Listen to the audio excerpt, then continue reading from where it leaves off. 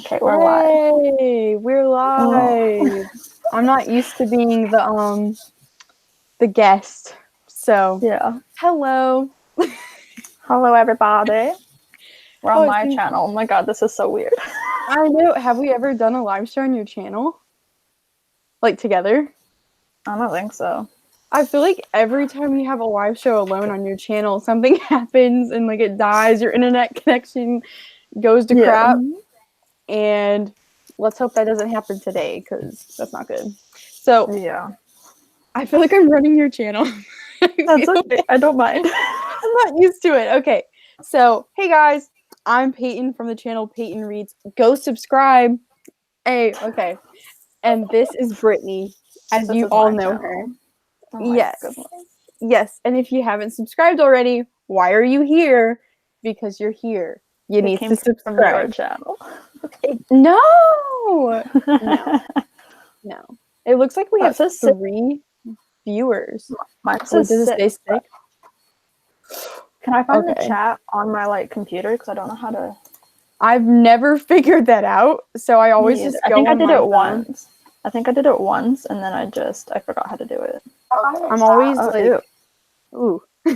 I'm always too spazzed to figure it out because I don't know.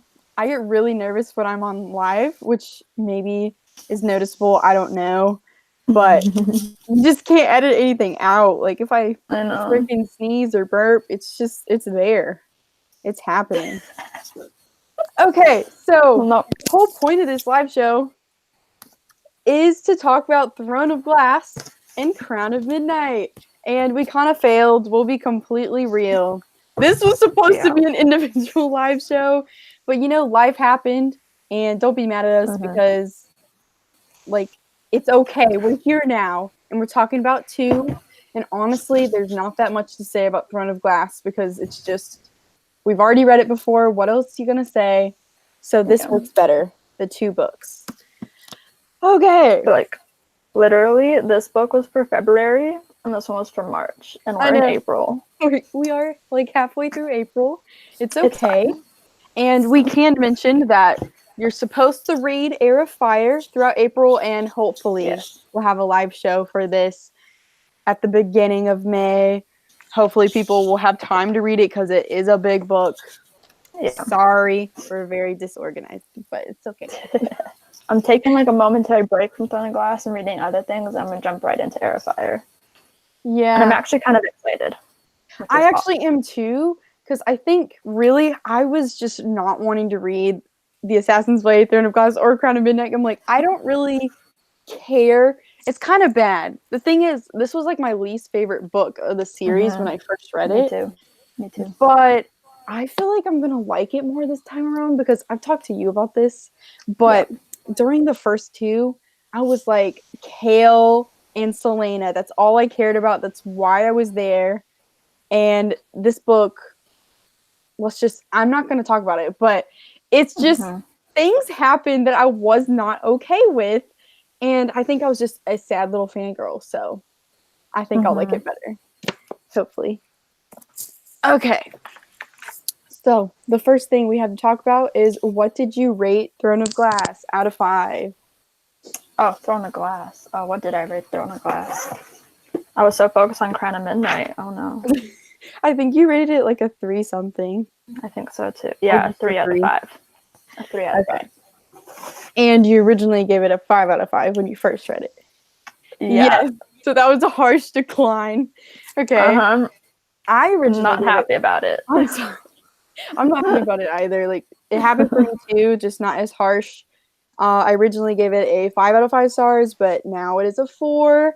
And not that it was terrible or anything. It's just after reading Kingdom of Ash in December and being like, that's the most amazing thing of all time. And then reading this, going back to stage 1 and being like, oh, this is not our plot. It's nothing. So, because I've only read through Queen of Shadows, right? Yeah. And so I know some of the plot, and this is just so completely different to that. Because when I first read it, I literally went back to my channel because I read this at the beginning of my channel, and I saw that I did a wrap up where I was talking about it, and I was like, oh my god, it was so exciting, it was so good.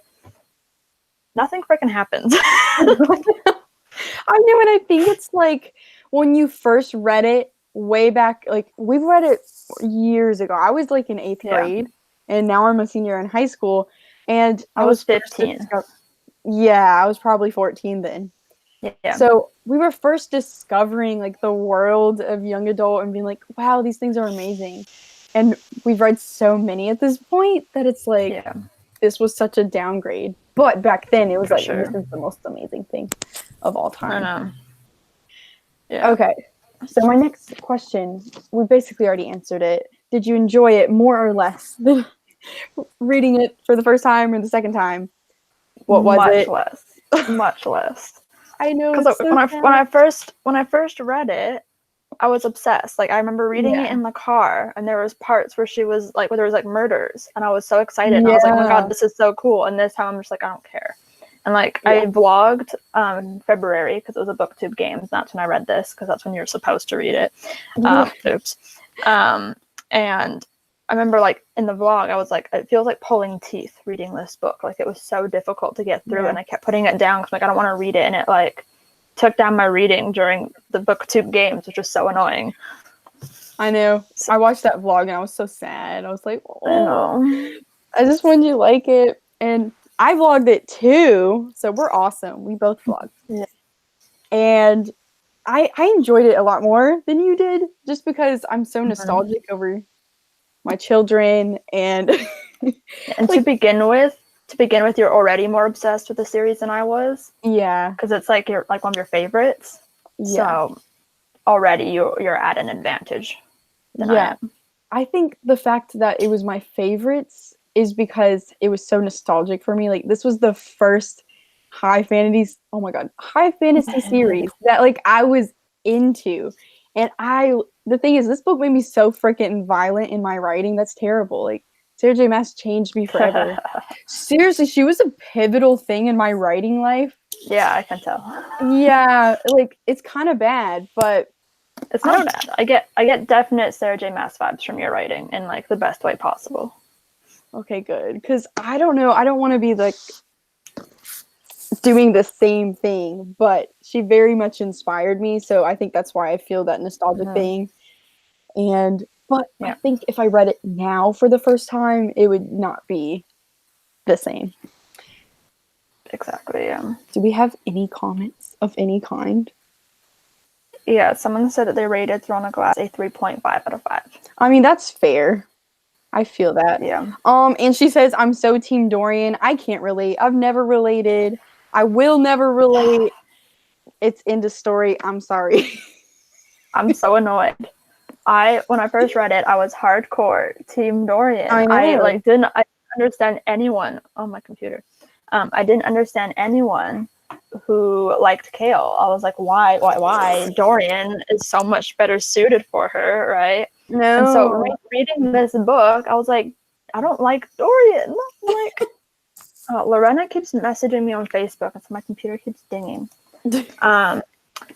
I hated him I didn't hate him. I didn't like him in this book. And then reading Crown of Midnight, jumping ahead, I kind of liked him a bit more because we get more of his character besides just like, oh, he's a player, he likes all these girls, blah blah blah.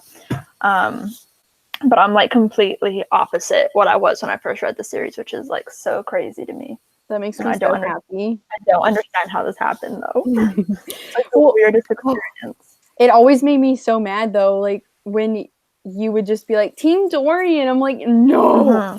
And then the pleasure I got from you being like, oh, he's not even that great. I'm like, I love him as a person. Like throughout the series, he has a lot of growth. I really like him, but I never, ever, ever shipped them. And I totally shipped them. I think it's just because he's like, I would say he's hotter than Chaol. Like he has the charming side to him. But I was always into that like rough, hard guy with his emotions like hidden and wouldn't talk about his life. So now that I'm like rereading them, Chaol kind of reminds me of like Dimitri from like Vampire Academy. Oh yeah, just like not into talking about feelings. Is very like hardcore. And, like Chaol like helps train Celaena and like Dimitri was like Rose's like teacher trainer person. I'm pulling like threads. I'm also just like in a huge Vampire Academy mood. So I see that. Okay, has there ever been any more news on whatever they were talking about for the Vampire Academy like Facebook thing? Like, no, what was that? They're like, wait for the new news, and like, I hope there is no news. It doesn't deserve anything. No. I know, but what if there's like a TV show with like redone everything? I might be into that. I don't want them to cast Adrian though. I don't want them to ruin him. Okay. Also, I was so happy that Frostbite was never made. Sorry. Oh yeah. Yeah. If you guys want to drop down your ratings in the comments, that'd be great. Yeah, I'd love to know what you guys rated it. My next thing is, did you remember anything about this book? Like any of the actual plot of Throne of Glass in general? I'm interested. I remembered some of the murders that happened. I didn't remember who they happened to. I knew it was the champions, but I can't remember specifically who the champions were. I can hear myself echoing, and I hate it. And I don't know if it's my headphones, but I'm annoyed. Whatever. I can't hear it, so hopefully. I hear it. No. Oh no. I'm gonna try unplugging my headphones. I don't like this. Okay. I hope that works.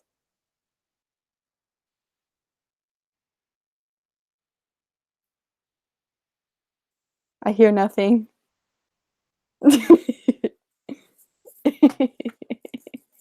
I'll just talk about what I remember then. I remembered Nox, which was one of the champions. I didn't remember much about him other than that him and Celaena had a little friendship, and that she saved him when he was like falling.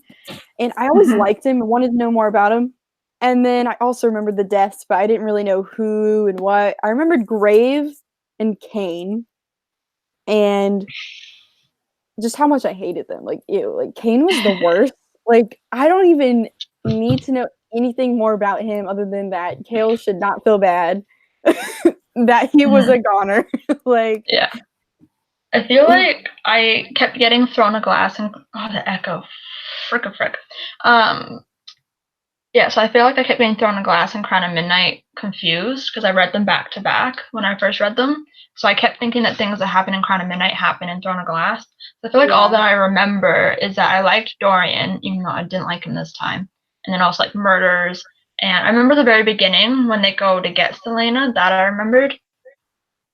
But I feel like most of it I didn't really remember. I didn't remember any of the tasks that they had to do, or like whatever the trials were. I didn't remember any of that. I remembered the poison one.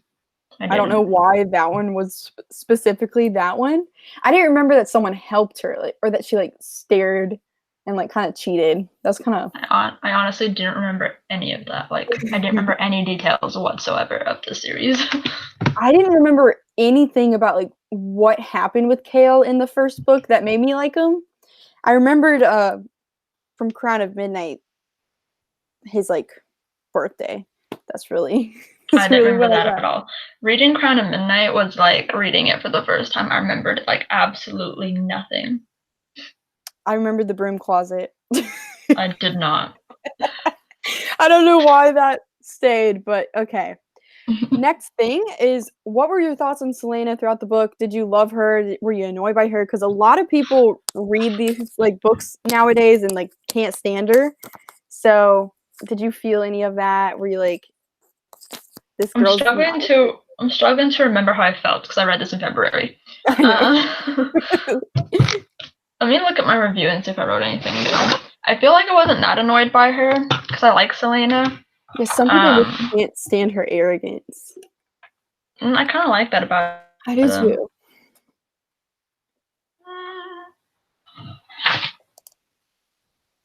Okay, so like in my notes, I put that I didn't really find myself liking any of the characters except Celaena and surprisingly Chaol. So I liked Celaena in book 1. Okay, good. This is why we write down reviews. I know, honestly, Celaena is one of my favorite characters ever because she just has such a huge like story. We're with her for so long. You don't even know yet. Like, oh my god, dude. But I wouldn't say right now that she's like a favorite, but like within the series, I enjoy her. Okay. Well, I just can't wait for you to read the Kingdom of Ash. Like, that book is just so good. I'm excited, but it's so long. Oh, I know it. We're supposed to have 2 months for that, though, so yeah, that might make it better. But, how did you feel about how well Sarah J. Maas, like, put sprinkles in of things that happened in the Assassin's Blade, even though she wrote the Assassin's Blade literally, like, years afterwards? Yeah, every time there was like a mention or like a nudge to the Assassin's Blade, I got so excited. I know. Any mention of like Sam or like anything that she went through, I was like, I know that, I read that. I know, and that's just crazy. That I enjoy. Yeah, because I was just like, she knows the world so well, and she obviously had all these things planned ahead of time, which I think is just. I don't have that kind of like brain power to do that. I could never be like a high fantasy writer or anything. I just don't have the like brain capacity for it. I know, people gotta give her some credit because she literally wrote this. I have no idea when. I'm not about to figure that out, but this was years before the Assassin's Blade, and I think reading the Assassin's Blade before this just made it even cooler because we just read it and we were like, I'm glad we did it like that. Yeah, it's better that way. But some of these questions I had, we already answered, so that's great. Yeah, somebody in the chat said, "Can you just give me reasons why y'all like Chaol? Because I just don't get it." Like, tell us why you Chaol. Oh, okay. Tell us why you don't like him in the chat. I'm very curious as to why you don't like him, because I can't remember why I didn't like him originally. I think I liked him. I just didn't like him with Celaena. But I read it so long ago that I don't even remember what I felt. So also, I mean, I tried to rewatch my old wrap-ups since I did like chronicle my reading it. But I didn't really like say much. I was really bad at wrap-ups. Like this was like the beginning of my channel. Like first like 10-15 videos I ever did was when I was reading these books. So I wasn't very like in depth. One of my first videos is hauling Throne of Glass. And my very first video is my library book haul where I had these books from the library. I had the first two. Didn't you have my very Legend first too? video. Yeah. What a good book. I literally love that book. Your videos from the beginning. I'm such a fan. Girl. I already watched all of your videos from the beginning. Like I went to the beginning and I watched them, but I wasn't there from the beginning. Well, I've been here for like 5 years. So yeah, you've been here a year longer than I have, yeah. I know. I wonder if there's anyone out there that's been watching it since then. I don't know. Probably not. So why do you like Chaol? What would you say your like main reasons are? Like top 3 reasons I'm why not you like gonna him. say that he doesn't have his problems, especially later on in the series. He does some more stuff, you know. But, I don't remember. Yeah. When you explain why you don't like him, don't spoil the later books because we're trying to be. Yeah, if you read them. Yeah. So because I refuse to be. I've gone so long without being spoiled. Don't start now. I just love those characters that don't look like a cinnamon roll but are a cinnamon roll in the inside. And he's very like harsh, rough, and like he can be mean, let's be real. But he does truly feel things for people, and he doesn't even know how to like feel things for people. He was so confused that he even likes Celaena. And I don't know, it's so hard to explain. It's just I can never explain why I like a character. But like one thing that like stands out to me is in Crown of Midnight, the scene where they dance. I was just like, oh, I like this. That cinnamon roll came out, like literally he was glazing the top of the cinnamon roll right there. He just hides it, and I love those like really tough characters that like it takes effort like to really get to know them. Yeah. I don't know if that makes any sense. I don't know. I just think that him and like Celaena just have like such a good chemistry, and they like get along so well as like friends. And I don't know. I don't know. I feel like at least at the point of these 2 books, they're very similar. They've been through. I mean, she's been through worse. Let's be real, but they have some similar issues. And I feel like they just get each other a lot, and they can train together. I love that they can do those type of things together. And Dorian could never, like, he can't even run beside her. Remember in Crown of Midnight when with the monster, he's like, "Oh my god, I can't keep up with her pace." I'm like, yeah. Chaol could. Chaol could. Chaol could. So they said, I kind of like him as a person, just not with Celaena. It's probably just because when I ship someone, I hate the other person. And she said that she was the Dorian shipper. So that's how I was when I first read it. I loved Dorian so much that I was like, no one else can touch Celaena. Back off. The thing is, I can understand love that. Dorian and whoa, what just happened? I don't know. My thing went away. Wait, can you see me? I can see you, yeah. Okay, because like my screen just flopped away. Okay, I can't even see myself. That's good. See you. You look beautiful. Thank you. Okay, I'm trying to get it to pop up again because it just X'd out and I was like, oh shit. That's good. Okay. So they also said that this is their first time reading it, so that's probably why they feel that way. And I get that. I get that. I can see that. Your opinion might I change. Can't see myself. I see you. That's all that matters. I'm not join again, but I'm like, there's about to be 2 of me. Oh my god, there's 2.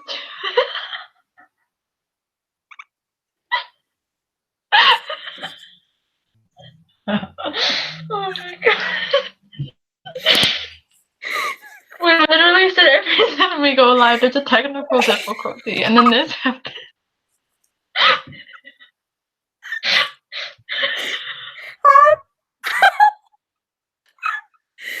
Okay. Now there's a definite echo.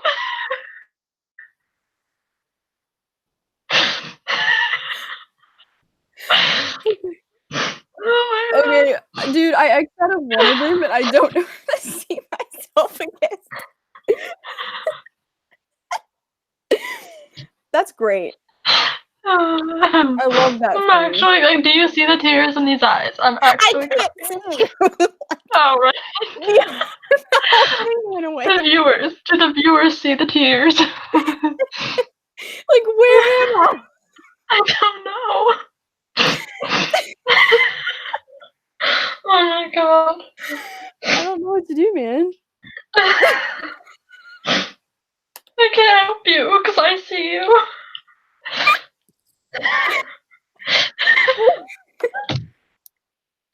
I feel bad because they're just watching, like, guys. I hope they're laughing with us. I mean, as long as you can see me. I can see you. Okay. Honestly, don't ever. Oh my god. Oh my god, I'm back. I can see you again. My god. Oh, thank god. That was my everything. I loved that. I almost didn't know if I wanted to not, like, exit out and just leave 2 of me. That was amazing. I'm crying too. Nothing can ever go smoothly. I'm sorry, guys. No. It's not as bad as that time that I actually left you and just like shut my laptop. Honestly, we should find that clip where like you had the panicked expression. I just slapped the laptop closed, and then I was like, "Oh no, what am I supposed to do now?" It was like the first live show we ever did, and I was like, "Oh no!" And I was stressed. Oh my gosh, what were we talking about? I have no idea. Why did my computer sabotage me like that? Like, it literally, like, I had the screen up and it just like swiped across the screen and didn't come back. So, oh my god. Let's just move on to your next question, because I'm lost. Okay. Do you actually think Celaena is the best assassin in Adarlan?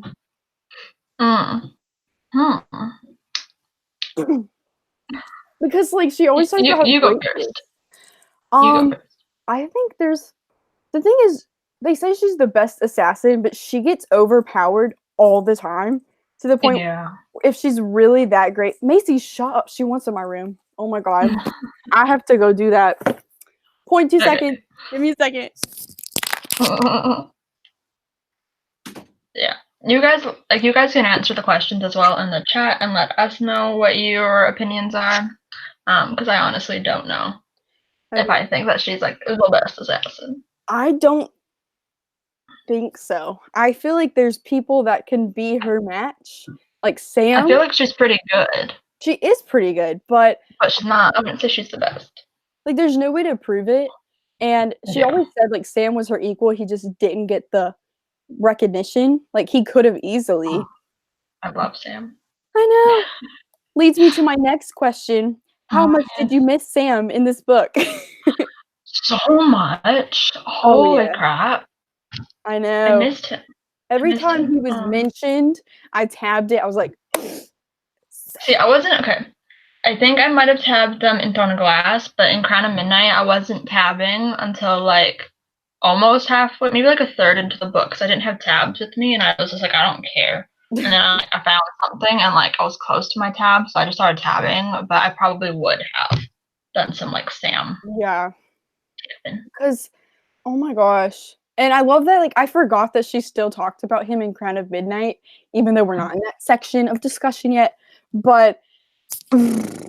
he was just so great. And Macy, I swear to God, if you get out of my room again, give me a second. I hate her. Kirsten says, "Rip Sam." Honestly, I miss him so much. I miss him so much. Kirsten says, "Rip Sam." I know. Rest in peace. Dang it! I drew on a pizza. You're eating pizza? I ate pizza and I had like this piece of crust left, so it just fell on the floor. That's great. Oh. I picked it up. It's okay. Okay. Okay. Thoughts on Nehemia? Only in Throne of Glass? When you first met her? I don't remember. Oh, that was loud. I'm sorry. I don't know. I feel like I liked her, but I feel like I didn't really have an opinion of her in Throne of Glass yet. I mean, I knew I loved her, so I was just like, Nehemia, you're alive. I hardly remembered her. Yeah. I probably should have taken more extensive notes. I think going into the bigger books, I definitely started taking notes for these live shows because, like... There's a lot. Yeah, they're big. And you never know what questions I'm going to pop out because... Exactly. You never shared them with me beforehand. I know. I'm just I always plan them literally like an hour or so before in a class. You're so organized. This is why we shouldn't do read-alongs. It's fun. Kirsten says that she thought Nehemia was a snake. Do you still think that? Because I'm hurt. Like, is this your first time, Kirsten, reading them? I can't remember if you've read them before. I think it is her first time.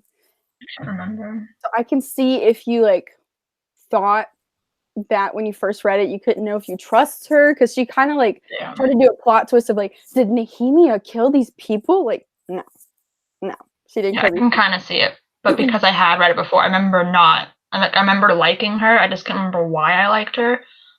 So I wasn't like that suspicious of her or anything. So I don't really know. Did you remember like what was happening to those people? Was that like a shock to you? Which people? I'm confused. Like the champions that were murdered. Like, do you remember like the rider act or whatever? Oh, I remember her going into the place. See, I'm already forgetting what it's called, and I literally just like finished Crown of Midnight yesterday. I know the place, the chamber. The place in you know that place. I don't remember Kane or the Ritter Act or whatever the hell that is. Yeah. I'm not good with high fantasy. I don't know what the frick I'm talking about. But yeah, I don't know how to answer your question. This is not high fantasy. This is not high fantasy. Okay. We'll just accept that. Sure. I was shocked. Sure, let's go with that. Okay. Did you have any thoughts on Caltaine and Parrington and what he did to her? Tricked her into poisoning her? I'm poisoning Celaena. I'm guessing no. I do, but I can't talk about it because spoiler. Yeah. I have no idea what we're talking about. Caltaine is the girl that I know who she is. And then got I don't remember the poisoning. Okay, so basically Caltaine really wanted Dorian to like fall in love with her. Right. And at the last what is it? The last bit to become the king's champion, the last battle, she poisoned Celaena with like a drink or whatever before the battle. Yeah. And Parrington like tricked her into doing that, and then they threw her in the dungeons. Like, yep. The thing is, I didn't like her, but like, dang, she was manipulated and taken there. But I mean, she got out in book 2 and is now married to the dude. Yeah, so I don't know if that's better or worse. I feel like you don't remember what happens I later don't, on. bro. So I really don't. I'm not going to talk about it because I don't want to spoil other people, but it's just an interesting plot line, and I just like Parrington's a little snake. I seriously haven't read these books since 2015. Or did Queen of Shadows come out in 2015 or 2016? Because that was the last time I read one of these books. We're about to whip it out. We'll whip it out. Seriously, this used to be my favorite book of all time, but I forgot everything about it.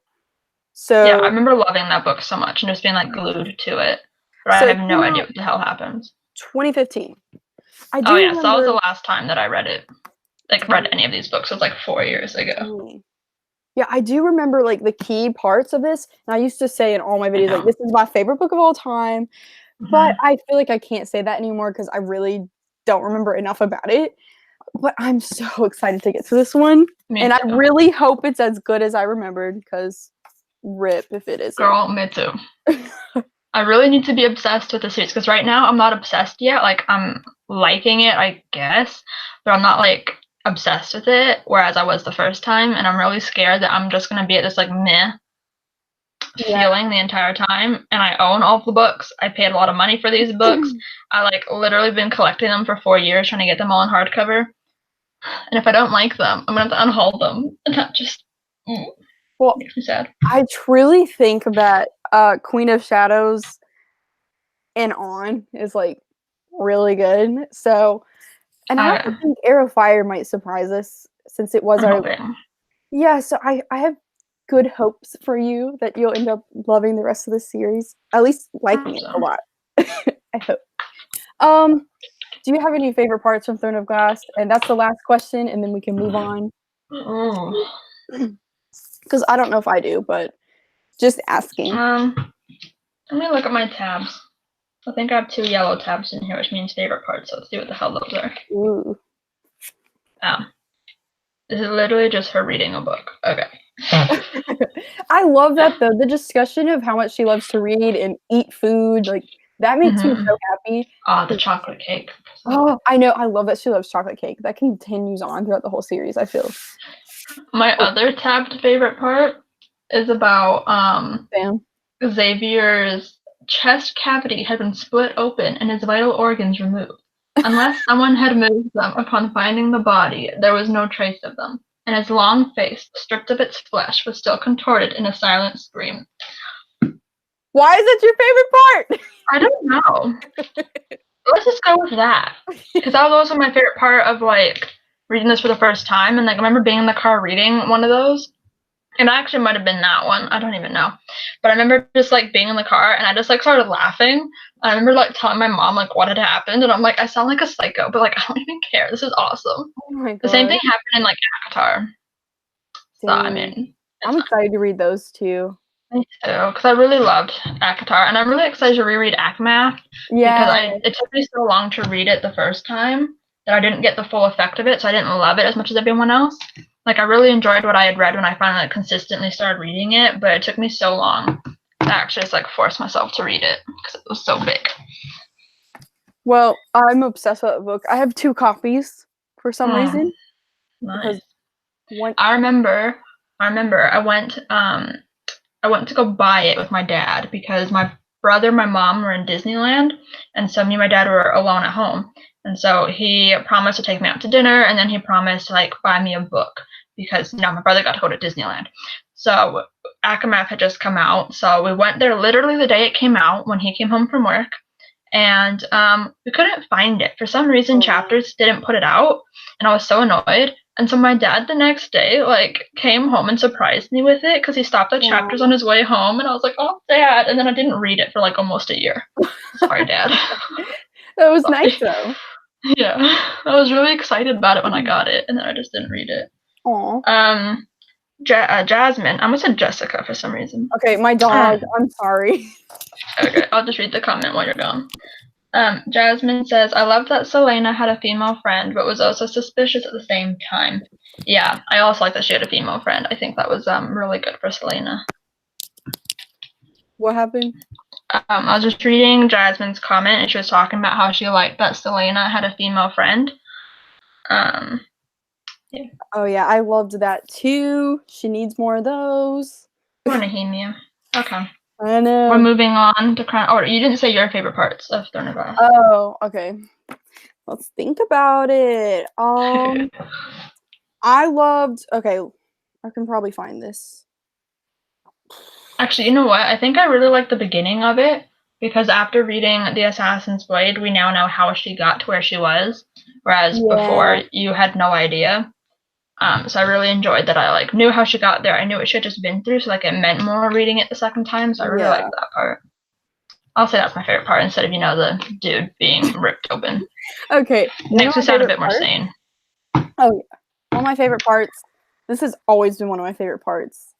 Is I mean it's kind of sad too, but when she was in the middle of the battle with Cain and she kind of got really beat up, and Chaol comes over and like goes up to the edge of the circle or whatever, and he's like, Celaena, get up, like you can do this sort of thing. And she like got all of her courage, and she's like, she knew she could do it because he was there for her. And Dorian did nothing, by the way, during that moment, so not good for him. And I don't know, it's just the way, like, I remember that part. That was a good part. Yeah, I got it tabbed. And I think my original copy that I read, which I did not know how to tab back then, so I got like 3 things. Watch me have the same thing tabbed. I don't freaking know. Kirsten says, wow, I love Chaol. Same. Yes. Okay, actually, I suck at tabbing. What the heck was wrong with me?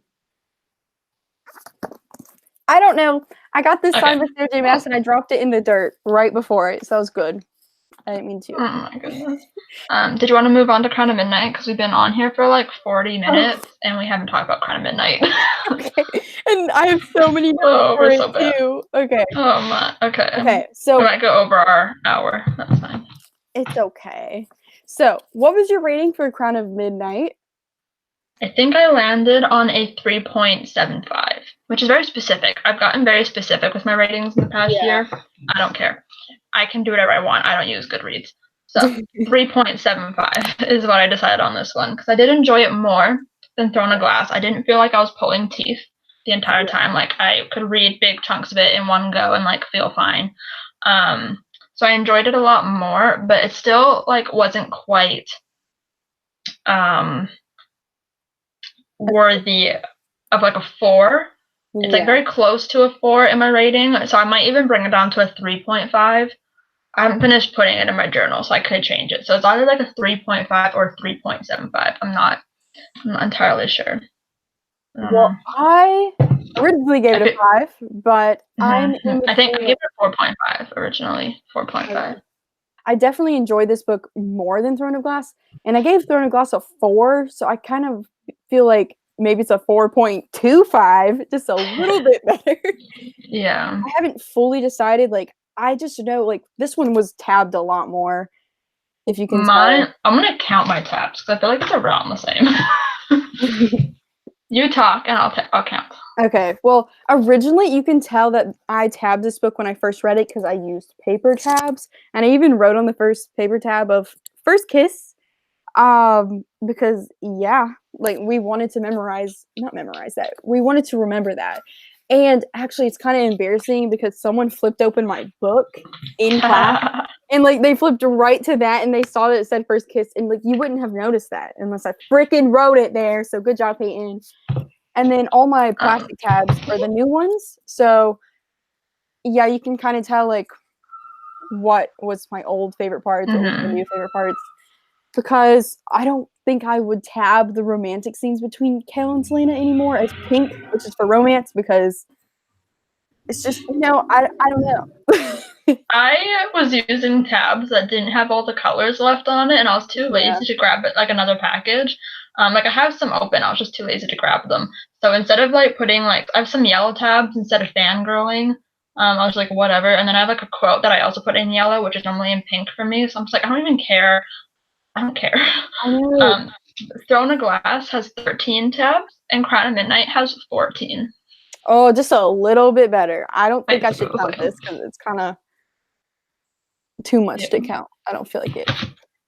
But it was definitely a step up. And I remember when I first read this, I was obsessed with it. And then when I read Air Fire, I was like so let down. But like I still gave it a 5 stars because I'm like, Sarah J. Maas. I don't remember what I rated it, but I remember it was not a 5. I think it might have been like a 4. Because I rated Crown of Midnight 4.5, so I don't think I would have rated Air Fire higher or equivalent to that. It was either like a 4 or 4. Yeah. I think currently Air Fire, I changed the rating to a 4. So we'll see if that goes up. I don't know. Okay. Let's look at the comments for a second. Okay. Jasmine gave it a 4.5, and then Kirsten gave it a 4. Okay. Well, that's pretty. That's higher than the ratings for Throne of Glass, which is good. Yeah, I definitely think each book mostly steps it up. But Queen of Shadows and Kingdom of Ash and Tower of Dawn are probably like the best ones. It's really good. I'm excited. Okay. I feel like we've already touched on that question. Oh, how do you feel about Celaena going against the king and actually sparing the lives of all the people she was supposed to assassinate? Do you think that was just her, like Nehemia said, just trying not to have it on her conscience? Or do you think it was like a rebellion against the stupid king because he sucks? I think it could have been a mix of both, because she talks multiple times about how like she was like fully like planning on like killing one of them until she like saw how kind he was to like his servants or something, and then she just couldn't do it. Yeah. So I think part of it for some of them is the king is just an idiot. Like, I'm not gonna do what he wants me to do. And then the other part is I don't want to murder these people because they are nice. Yeah. Well, nice. So I think oh my gosh, my dog. Of both. Should I just crack my door and like let my parents hear me talk? Yeah. Dog, I hate you. Oh my god. Kirsten, you finished it 5 minutes before the live show. I'm so proud of you. I finished it at like 1:30 a.m. So like, whoa. Kirsten also said she thinks it's a mix between the defying the king and like her conscience. I think her defying the king comes in later in the series. I feel like towards the end of this book, she fully realizes that she has to do what she has to do, you know? Okay. Did you still feel like kind of shipping Chaol and Celaena in this book? Like, were you feeling it harder? Okay, see, in Throne of Glass, I wouldn't say I shipped her with Chaol. I would just say that I liked Chaol. In this book, I kind of ship them, but I can't like full-heartedly ship them after knowing what happens later in the series. So I'm not like fully on board, but I still liked them together. I suppose. Like, I wasn't cringing or like being annoyed as I was the first time, because I feel like the only reason why I didn't give it a 5-star the first time was because she wasn't with Dorian. So. Yeah, I feel like that happened to a lot of people. For me back then, this book was everything, and then the end of the book crushed me. Was like, are you kidding? Like, we just got that. Oh, I'm sorry. I'm choking on my water. It's fine. This was really heartbreaking in the end, because not only did my ship freaking die, Nehemia died. Are you joking me? See, what I love about the ending of this book is that it made me really excited for Air Fire, because like things are starting, and then Chaol, figures out that she's Aelin, which I hate when fantasy books changes the main character's name. Like, I know. I hate it because then you get so attached to this one name, and they change it and they start referring to themselves as that person. Yeah. I really don't like that. But I like that we found out that she's like Aelin, and he is sending her to this place where like her aunt is, right?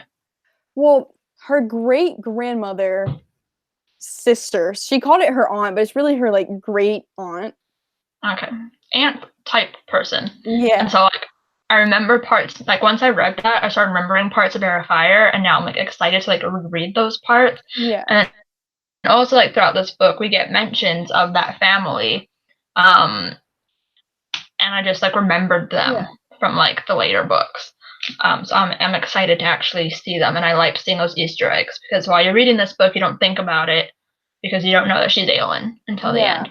So I like reading this. I could like catch those Easter eggs. One of the most like impactful lines for me, at least when I read it for the first time, for some reason, like when Chaol read the little poem about her eyes, and then like Chaol sank to his knees, like that hit me so hard that he just realized it and like fell, and then book ends. That hurt. The literal last line is Chaol sank to his knees. Wow. I know, and I love that type of stuff. I don't know why, but when like last lines of books are just like a big like movement of like, oh, I love when people sink to their knees when they're that shocked. Let's just, I have. Can I also just say, I don't know how I forgot this, but I forgot that she was Fae.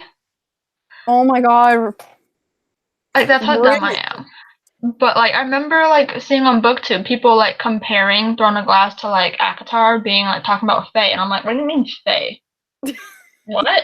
And now I'm like, now I understand because I'm just an idiot. God. I forgot that she was a Fae. So like when they crossed over to that like other realm or whatnot, and she turned Fae, I was like, huh? I don't remember this. But I like it, so I'm excited. Well, the whole theory about the other realm that she went into is, it does mention it in this book a little bit, but the Valg, or however you say that, it is thought that what that monster that they were fighting was like a Valg in its true form, and they actually went to like a realm that had the Valg. So I think I first realized that like Christine had a theories video for Kingdom of Ash, and she was just reading like the old tidbits from the first couple of books where she just got the full description of what like a Valg really is. At least that's what we think it is. Like I don't know what else that would be. And that also goes for that monster that Dorian and Celaena encountered. Right. Because you kind of get from that maybe the king created that monster and it had a human heart. So what the heck was going on with that? And the whole fact that it was like scratching at its head, and then we also had people in this book with bad headaches. Like, what's going on there, guys? It's kind of weird. So in the chat, Kirsten said she's really excited to continue, as am I, which I'm really happy about, because when I read Throne of Glass, I was not excited to continue, because I'm like, if I didn't like Throne of Glass, what are my hopes for Crown of Midnight, which I gave a lower rating the first time, so yeah. I can relate, and I'm very happy. Where'd my chat go? What are you doing to me, YouTube? Okay.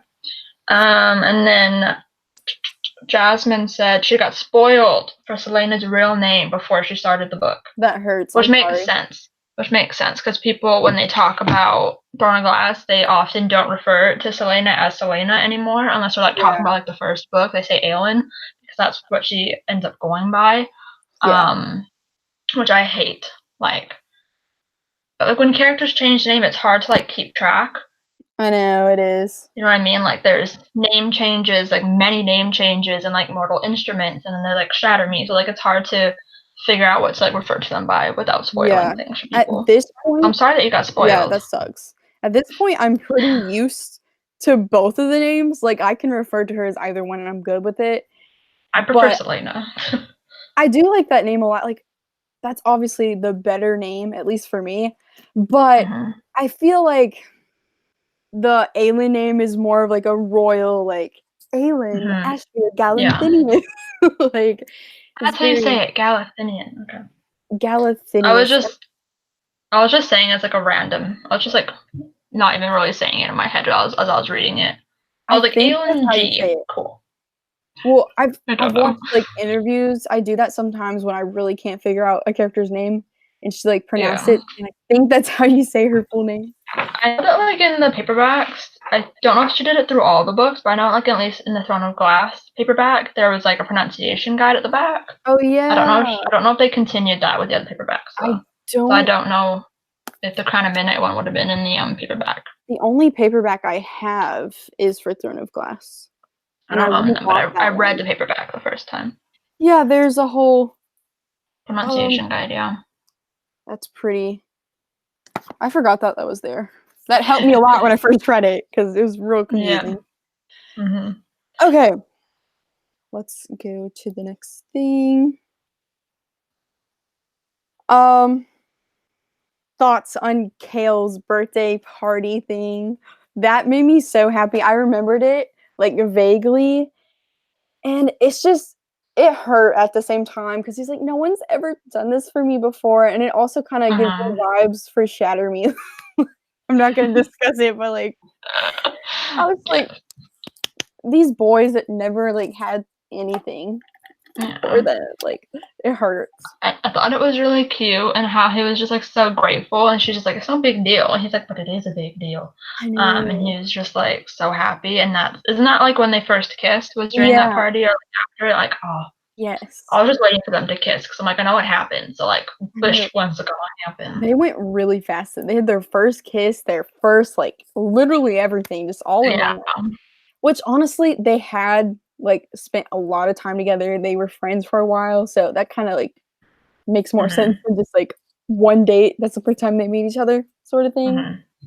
But still, that was intense. But I just loved that his little cinnamon roll came out again. Like he was like, "You knew what stew I liked." She's like, "No, I asked the freaking chef," and she's like, "She would never tell you."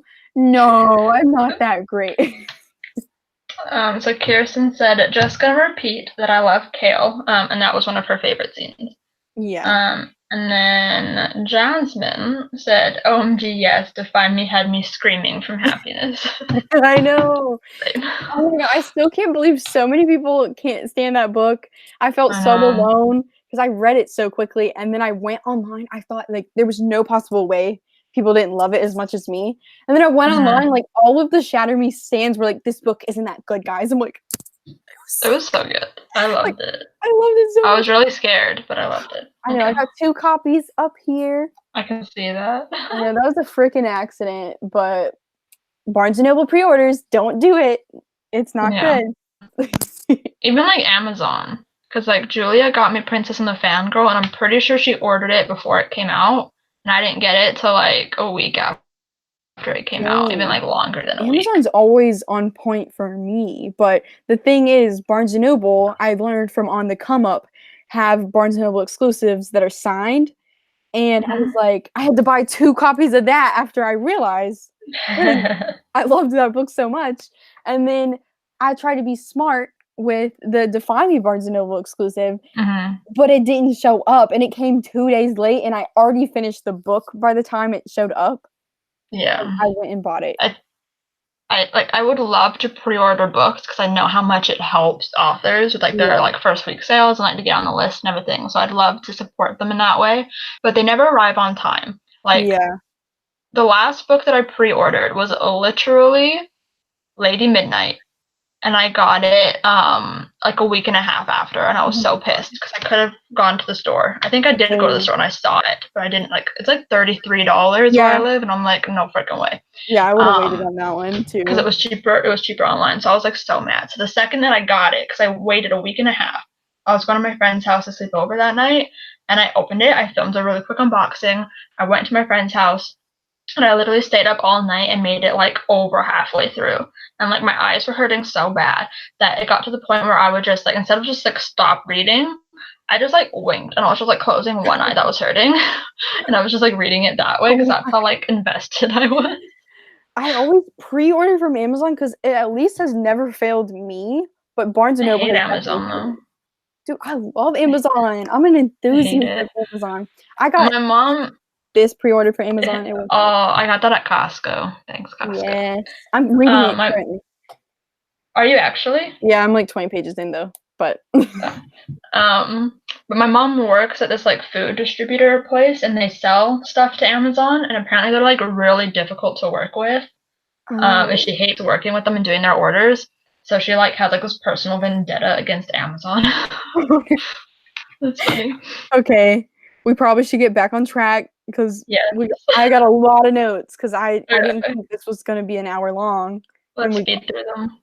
Okay, so do you think that Dorian and Celaena were always meant to be friends? But side note, you sent me a tweet the other day that apparently Dorian was supposed to be in game. Oh yeah. That makes no sense to me. Now that we're rereading them, that makes no sense to me. But the thing is, I did catch a few lines in Crown of Midnight where like they had like I'll come back for you, or I don't know, and it said like I felt like there was more meaning behind it, and maybe that was like a hint like we're in game. But really, I just see them as good friends. I loved how he was there for her after Nehemia's death, and how, which, by the way, I thought was really funny that she thought it was really intimate that she saw his feet. Like, come on, it's just his feet. I'm trying to find the line because when she was saying goodbye to Dorian, I feel like one of those lines popped up. I'm looking for it. So do you remember like that sort of thing? It just felt like there was more to it. Now that you say it. And I was like, is that... Oh, yeah. She says, I'll come back. She said quietly, I'll come back for you. And he knew that there was more than she wasn't saying, some bigger meaning behind those words. That triggered me. I was like, was this a thing? Like, did she... Or maybe it was like to save him from the king, or I don't know if that was like necessarily romantic, but it could have been. I guess we'll never know. I mean, I don't think that he should have been endgame. I think they're fine as friends, and I like them like that, especially with like knowing things later on. Yeah, I'm not gonna say obviously, but thoughts on Nehemia being a part of the rebel group? I totally forgot about that when I went to go read it. I like had no recollection of that ever happening. And I was like, "What, Nehemia?" I know. I remembered it, but I forgot like how involved she was to the point where she was like showing them around and stuff. And I'm also triggered that Celaena murdered so many of the rebels that just like wanted a Darlin to go down. Yeah. I forgot that they weren't all bad. Like, yeah, they sucked because they took Chaol, but in the end, they were just wanting freedom. And she even felt bad about it. Like, she memorized their names and crap, which I feel like, dang, if she could like recite a whole list of the people she killed, I feel like she could, because I feel like she keeps it with her, no matter how much she acts. I think she said that. She's like, even people I don't regret killing, I remember their names. I wonder how many. Like, it's a lot. If she's like the best assassin, I'm gonna assume she's killed a lot of people. I know, like, especially working for that. Here's my pet peeve. Here's my pet peeve about Throne of Glass. So many names start with the letter A that I always get confused. Like a Darlin. What the hell's the assassin dude's name? I don't freaking know. Arabin. Asher. Yeah, Arabin. There you go. Aelin. There's Adian. Shows up later. So many A names. I just get them all confused. Like, I almost feel like writing them all down and just kind of like a cheat sheet while I'm reading because I get so confused. Like, they literally will say a Darlin and I'll think it's Arabin and get all confused. I'm like, what? What's happening? So that's annoying because, like, there's like a writing tip that, like, if you're writing a book, you don't have more than like a couple names with like the same starting letter. Because people will just get confused. Maybe that's a fault from how she started this when she was 16. Yeah. And like, I also just like get confused with like high fantasies in general. So like adding that extra element of confusion for me is just like, it's really difficult. So, okay. Here is another point. Do you think what Chaol did was unforgivable? And do you think Celaena should have been that mad at him? No. I feel like she was just so sad that she had to take it out on something. Yeah. And he was just like the easy target. I know, because the thing is, I always was bothered by this because a lot of people hated Chaol after that, like immediately. And I'm like, honestly, guys, he was completely manipulated by the king, who is a terrible person. And all he ever wanted to do was do his job well, serve Dorian, because he loves Dorian. And that's really his true goal, is to see Dorian be king, you know? And he just didn't realize how awful the king was back then, and he didn't even think the king could possibly like hurt her. So he's a very loyal person, and he was loyal to the king. So but he wanted to tell her, but like he was like, I can't tell her. I know, but like I see why she was so she mad. doesn't get to see his point of view. We get to read his point of view. She doesn't. So, yeah, I mean, right. And I feel like they really just needed to talk that out, but they never fully did. Celaena doesn't know how to use her words. Yeah, you're right. Like if someone does one thing, like let's stab him, let's go over there, let's just kill him. She's much more fluent in swords and daggers. Yes, I mean she grew up that way, so. It's a problem. Okay. Do you think she was actually gonna kill Chaol? Like, do you think that actually would have happened if Dorian didn't stop her? Probably. She probably would have taken it too far. I know, because it said like inches deep. Like she was in his chest. Yeah. And just think if that actually happened. Like if Dorian didn't have his magic, which by the way, let's talk about his magic. How do you feel about his magic? He has like one of the most powerful forms. Magic. Oh really? Yeah, 100%. Oh, that's crazy. I totally forgot. Well, like the whole time is just like, how does he have magic? I didn't even remember. I was like, how does he have his magic and nobody else does? But like, I honestly don't remember. Like, does the king possibly have some magic too? Because they talked about how maybe the king took away all magic but his bloodlines. I think that, yeah. The king could possibly have magic. I honestly don't remember if he does or not. So I'm a great fan. I don't know. Yeah, okay. Like I said, I don't remember like anything from Crown of Midnight. Like this was basically all new information feeling. So I mean, yeah. I don't know. How do you feel about the whole Baba Yellowlegs thing? Like, she got decapitated. I don't know. When I was reading it, we got to Baba Yellowlegs coming in, and I was like, why does this sound so familiar? Like, why is this something that I remember? And I still don't know why I remember it, but I think her name comes from some sort of old tale. Because I probably wouldn't know it though. So I know, because I told Brett about it like forever ago, and he's like, he knew what that was, and I'm like, I guess her name came from something.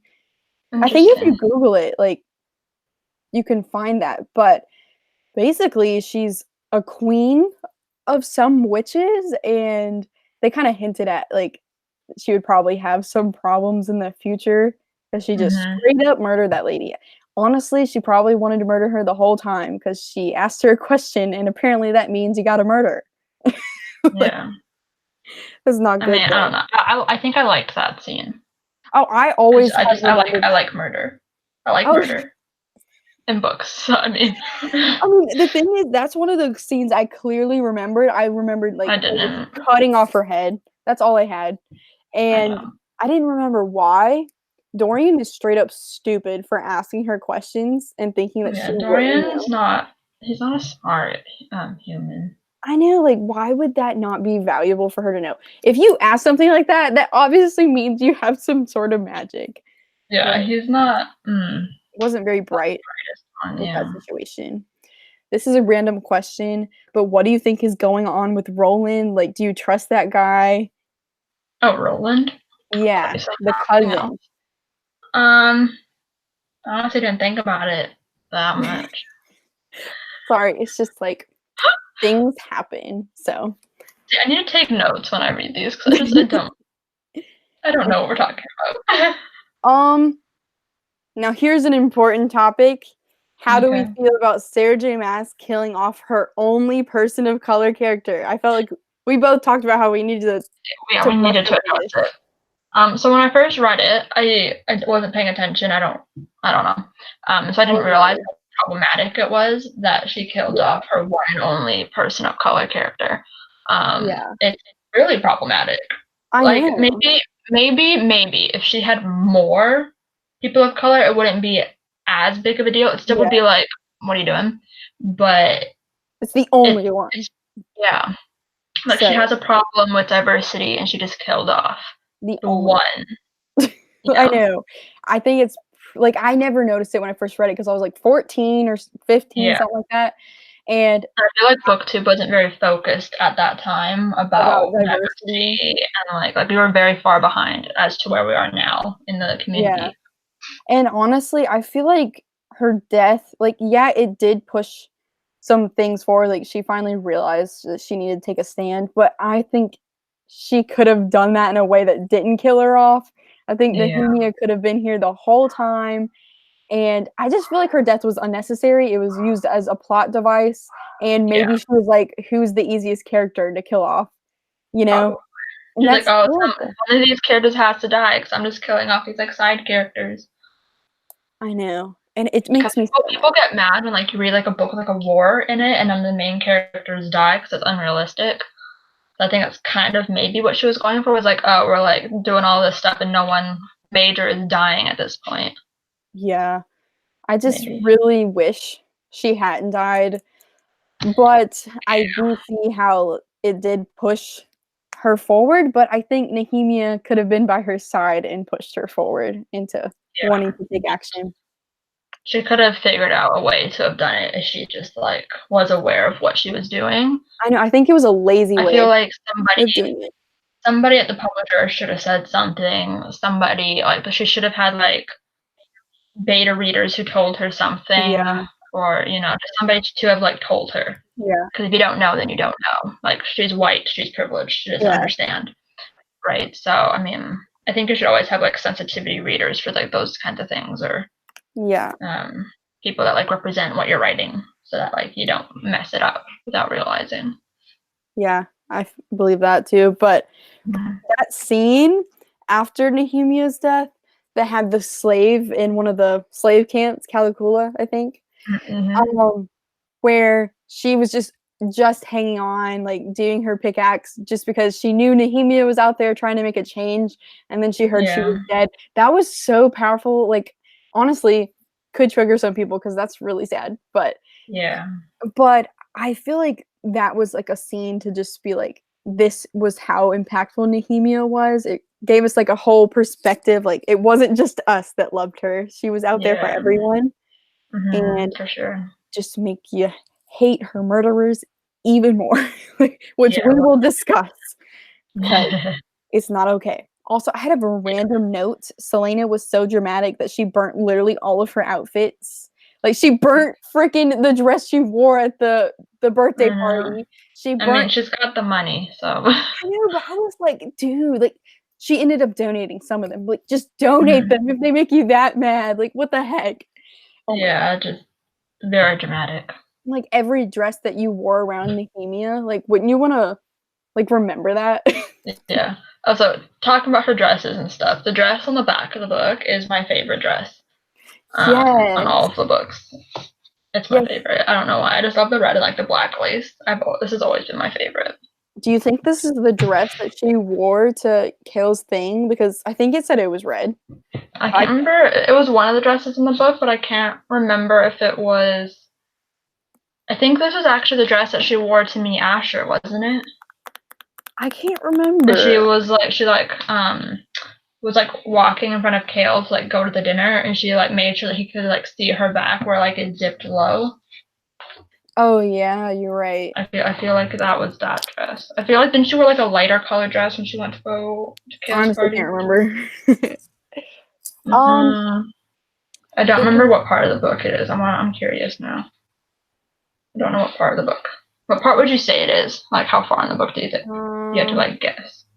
During the birthday party or what? No, the Asher. Archer. Archer? See, I get confused. I thought it was Asher. That's another A name. Oh my gosh. Is there an Asher? Is there an Ash, or did I just pull that out of my ass? You pulled it out of your ass. I'm sorry. It's Archer. I like Asher better. Okay. I do want to talk about Archer, though. I got lots of feelings. Okay, you start talking about that while I try and find this scene. Okay, so Archer Finn. Wow. I honestly, coming into this book, I knew he was in this book. I did not remember how he was written off, because I knew he was written off. Like, he wasn't in the other books. But I truly didn't remember, like, how it ended with him. So I didn't remember him at all. I wanted to like him, but I do remember, like, I did remember that he betrayed her in some way. But the thing is, I feel like he's a tragic story at the same time, because he did have that horrible upbringing similar to hers. Like, his body was sold and everything, and all he wanted was freedom. And honestly, that hurts me so bad. And I think his need for freedom put him down that terrible path of just being so desperate for it that he was willing to take the power for himself and, like, hurt a bunch of people. Like Nehemia. Never forget. I totally forgot that he was the one behind that. I, like, actually thought it was that Mollison guy.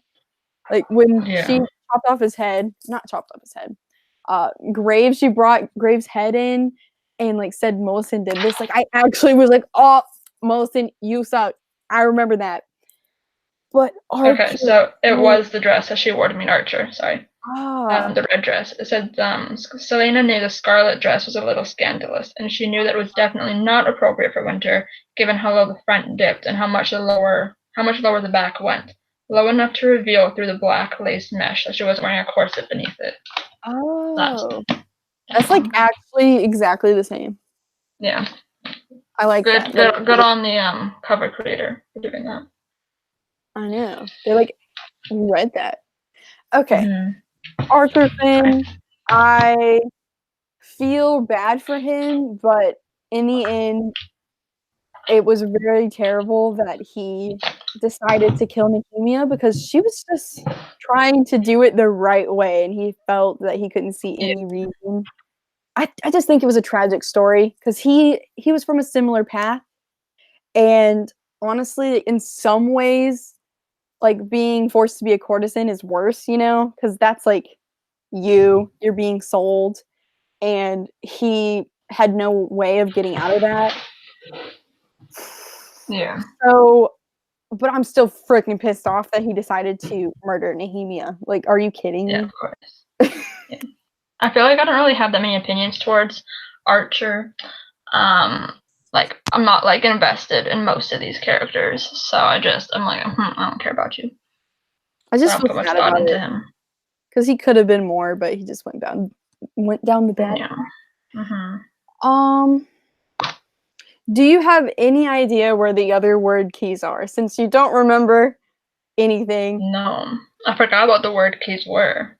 I still don't really know what they are. Yeah, I'm telling you, I don't remember anything. That's awesome, though. Like, this is why I'm so excited for Air Fire, because I just want to, like, remember things and see if I like it more now. I mean, the rest of the series is, like, really focused on word keys, and, like, the word gates, like, that's, like, a huge thing. Because you kept talking, like, everyone always says, like, the first 2 books feel like a different story to the rest of the books, and I'm like, I always said that too, but I couldn't remember how, you know? And you're like, oh, I love the direction that the rest of the books go, and I'm like, I can't remember what that direction is, but I'm not gonna say that. But, like, once we got, like, close to the end of the book, I was like, oh yeah, this makes sense now. These were fun and games. Like, these were such small little problems, like, in our tiny little thing, but the rest of the books expand to the whole world. We all have problems. Like, we're all trying to do something, and I honestly don't get the people that say they don't like the new direction, because I feel like it just gets more complex. It's so much more exciting, yeah. I know, it expands in ways, like, this stuff, the first 2 books are kind of boring, like Child's knowing Play. the other stuff. Yes. And like, what else do they think this would have gone? Like, they don't like that she was actually the queen, you know, the lost queen. I'm like, what else would they have done with Celaena? This would have been, like, ended. There's nothing left to do. We should probably try and wrap this up because it's getting a bit late. Okay, we're pretty much at the end of my questions, but basically, last thing, are you annoyed at Kale for sending her off to Wendland? No. Like, why was she annoyed? She's about to have a journey that she doesn't even know yet, but I'm really excited to read Airfire. I can see why she'd be annoyed because she's like, but the king, but whatever. Yeah. Listen to Elena, guys. She always knows. But we can end this off by saying we're really excited to read Airfire, and if you have time, try to pick this up soon so we can do a live show around the first bit of May. And we're hoping to do it in like the first couple of days of May to get us back on track, right? Yeah, because we kind of sucked it up, but we're trying to be better hosts. Yeah, hopefully that works out. Because we never talk about it until like the live shows are happening, so we should probably talk about it more as we're like reading the books. Well, we've never done like a hardcore read along before. Like we did like 3 live shows for a different thing. But I feel like we should have like started like a smaller series so it wasn't such a big commitment, but whatever. We're overachievers. I know. Well, the idea was good, but we're not following through. But we're That's nice in concept. Yes. Okay, so I guess we can end this off. Thank you guys so much for watching. This is Brittany's channel. Take it over. It's fine. No, go ahead. Okay. Thank you guys so much for watching. Subscribe to both of us if you haven't already. I don't know why you would be here if you haven't, because we're pretty cool. Of course we are. We're like the best. Yes, thank you guys so much for joining. We appreciate it, and I guess we'll send it off. You're the one that has the button. All right. Where's my mouse? So thank you guys for joining, and we're excited to see you guys next time. Yeah. Hopefully next month on time. And hopefully we'll discuss it more so more people know to read it. Yeah, and I hope you guys enjoy Airfire if you decide to read it along with us. Yes. Yeah, so thank you. Goodbye. Bye.